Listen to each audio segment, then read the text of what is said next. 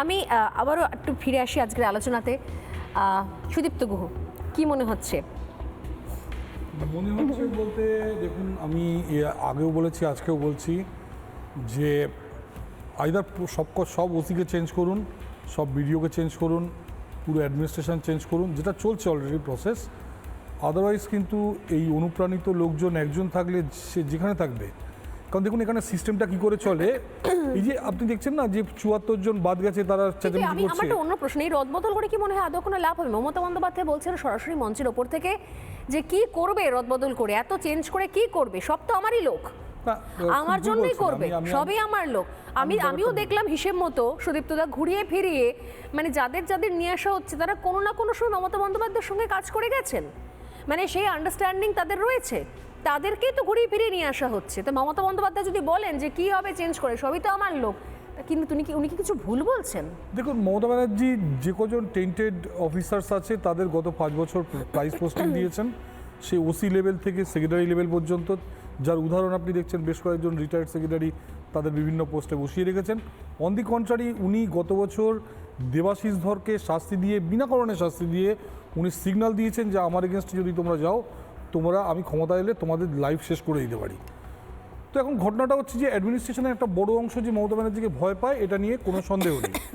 এবার ঘটনা হচ্ছে যে আপনি আইএএস আইপিএস লেভেলে বাইরের রাজ্য থেকে লোক নিয়ে আসতে পারেন, কিন্তু নিচের লেভেলে তো আপনি বাইরের রাজ্য থেকে লোক আনতে পারেন না। ঠিক। সেক্ষেত্রে আমি বলছি মমতা, আমি এর আগেও একবার বলেছি, আজকেও একবার বলছি, 23 এবং 29 এপ্রিল ভোট করা, কিন্তু মানুষের সঠিক যে মানে মতামত সেটা কিন্তু আসবে না। ভোট যদি করতে হয় 5 মের পর করতে হবে, মমতা ব্যানার্জিকে চেয়ারে না রেখে করতে হবে। মমতা ব্যানার্জি যদি চেয়ারে থাকেন, এই রাজ্যে সঠিক ভোট হওয়া অসম্ভব। 93-তে যেভাবে ভোট হয়েছিল ত্রিপুরায়, সেভাবে ভোট করতে হবে। এবং তার প্রচুর আমি কথা বলছি লয়ারদের সঙ্গে, আমি আপনাকে বলেছি যে আমরা চেষ্টা করছি যে সুপ্রিম কোর্টে যাওয়ার, যে প্রথম যে 65 লাখ বাদ দিয়েছে তার মধ্যে বহু নাম বাদ দিয়েছে এখানকার অনুপ্রাণিত বিএলও এবং WBCSরা, এবং তারা নাম তুলতে পারছে না। একদম জেনুইন কেস, আমি বলছি মধ্যমগ্রাম, হাবড়া থেকে শুরু করে দমদম বিভিন্ন জায়গায়। আমি সুপ্রিম কোর্টে যাচ্ছি, আমি বিভিন্ন লয়ারের সঙ্গে কথা বলছি, দলের সঙ্গে কথা বলছি, এবং এই ভোট যে কোনো হোক আটকাতে হবে। এবং এই প্রত্যেকটা মানে এইটা কিন্তু খুব মারাত্মক তথ্য। অনেকেই যারা বলছেন যে এই ন্যারেটিভ সেট করার জন্য শুধুমাত্র নাকি মুসলিমদের নাম বাদ দেওয়া হয়েছে, এটা একেবারেই সর্বৈব মিথ্যে। এই 60-65 লাখের মধ্যে প্রচুর হিন্দু নাম রয়েছে এবং তাদের নাম ইচ্ছাকৃতভাবে তোলা হয়নি। এখন তাদেরকে প্রচুর কাঠখড় পুড়িয়ে তুলতে হচ্ছে, কারণ বিএলওরা নাম বাদ দিয়ে দিয়েছিলেন। বলছি দুটো ভুল হয়েছে। একটা হলো সবাই 60 লাখ নিয়ে কনসেন্ট্রেট করছে, আগের যে 65 লাখ বাদ গেছে সেটা নিয়ে কেউ কনসেন্ট্রেট করছে না।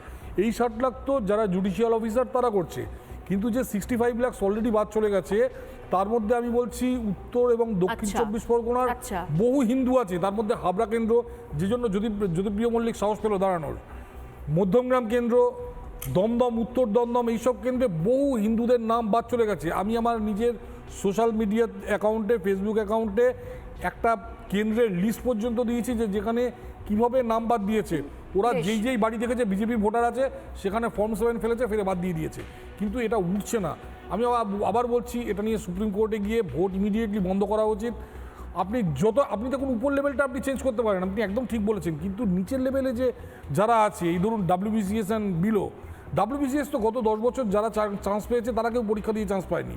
তার মধ্যে প্রশান্ত বর্মন আপনি দেখছেন 0 পেয়ে WBCS পেয়েছে। তার সঙ্গে তার নিচে যেগুলো আছে এরা সব এদের, এবং এদের বিশেষ করে যারা কলকাতায় পোস্টিং, এই যে আপনি দেখছেন না ময়ূখ ভবন, বিকাশ ভবন, পূর্ত ভবন, সব ঘুঘুর বাসা। এরা জীবনে কলকাতার বাইরে পোস্টিং পায় না, এবং এরা সব রাজ্য সরকারের সঙ্গে সেটিং হয়ে বসে আছে। কোনো ডিএর দরকার নেই, কিছু দরকার নেই। এই মুহূর্তে আরো দুজন আমার সঙ্গে। নানা ধরনের কন্টেন্ট দেখার জন্য লাইক করুন, শেয়ার করুন আমাদের ফেসবুক পেজ, সাবস্ক্রাইব করুন আমাদের ইউটিউব চ্যানেল। পাশাপাশি অন্যান্য ব্রেকিং নিউজের জন্য অবশ্যই চোখ রাখুন রিপাবলিক বাংলায়।